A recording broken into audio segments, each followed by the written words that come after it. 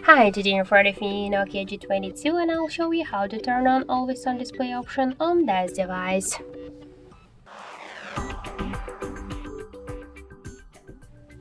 So open first the Play Store application because we should get the Muviz Edge application from the Play Store. That's why in the search pool enter the Muviz Edge. And now we should get this first application, so that's why tap to install and wait a couple of seconds. After the installing, we should just open the app by click here to this open button. Just tap to draw our apps and here find Muviz Edge application. Click on the switcher and click to go back. Then switch Edge lights to the AED, select one from these available themes, click to apply.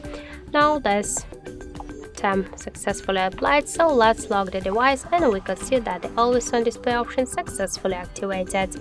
So that's it, thank you for watching, and if you find this video helpful, leave thumbs up and subscribe our channel.